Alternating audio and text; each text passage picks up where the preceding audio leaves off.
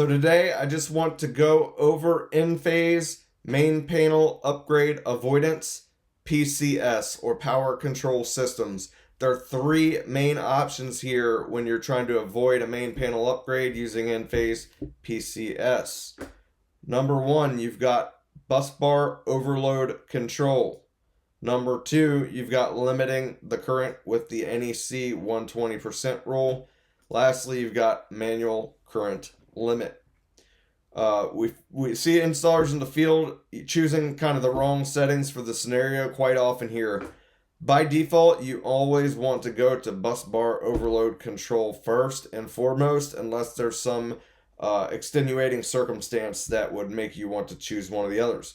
Now, what busbar overload control does is it just monitors what's coming in from the grid, and it monitors what was getting produced by the solar and the discharge of the battery, and just makes sure that the combination of all three does not exceed the service rating. So when you go in here and you set it up, you need to put in the busbar rating on that main panel. You got to put in the main breaker rating and then the backfed breaker rating of the Enphase system.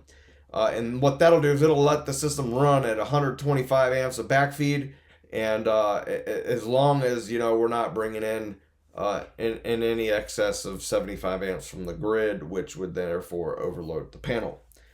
Again, so this won't curtail the system production unless the home actually tries to pull more load than the service is rated at, in which case it will curtail or turn off the Enphase system.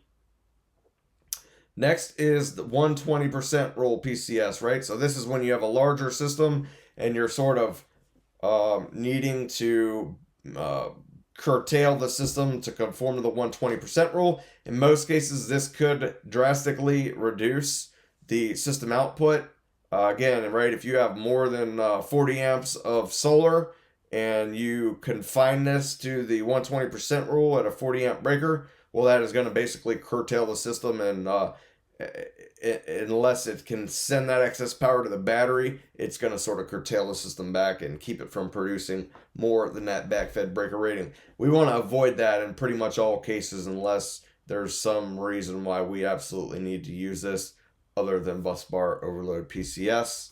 Lastly, we've got this manual current limit, kind of similar. You might do this with the line side tap. You got a 60 amp fuse disconnect. You want to make sure that you're not going to send more than 48 amps continuous through that 60 amp over current protection. Well, you can use a manual direct current limit to sort of prevent the system from discharging more than 48 amps. Thanks so much for watching.